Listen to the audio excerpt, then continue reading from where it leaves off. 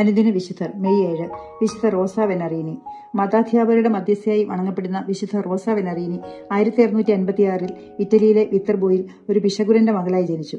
20ാമത്തെ വയസ്സിൽ മഠത്തിൽ ചേർന്നെങ്കിലും അസുഖബാധിതയായ അമ്മയെ ശുശ്രൂഷിക്കുവാൻ വീട്ടിലേക്ക് തിരിച്ചുപോയി.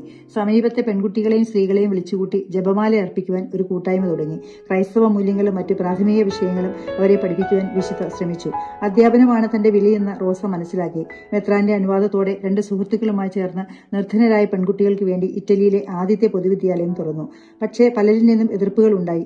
അവർ ആക്രമിക്കുകയും വീടുകൾ കത്തിക്കുകയും ചെയ്തു. ദൈവശുശ്രൂഷയിൽ മറ്റൊന്നിനെയും ഞാൻ ഭയപ്പെടുന്നില്ല, ജീവിതത്തെയോ മരണത്തെയോ എന്ന് വിശുദ്ധ പറയുമായിരുന്നു. പ്രതിസന്ധികളെ നേരിട്ടുകൊണ്ട് സാധാരണക്കാർക്ക് വേണ്ടി 40-ലധികം സ്കൂളുകൾ വിശുദ്ധ സ്ഥാപിച്ചു. 1728 മെയ് 7 വിശുദ്ധ മരണത്തെ പുൽകി. 2006 ബെനഡിക്ട് 16 മാർപ്പാപ്പ റോസ വെനറീനിയെ വിശുദ്ധിയായി പ്രഖ്യാപിച്ചു. വിശുദ്ധ സ്ഥാപിച്ച അധ്യാപികമാരുടെ കൂട്ടായ്മയാണ് വെനറീനി സഹോദരിമാർ എന്ന സഭയായി തീർന്നത്.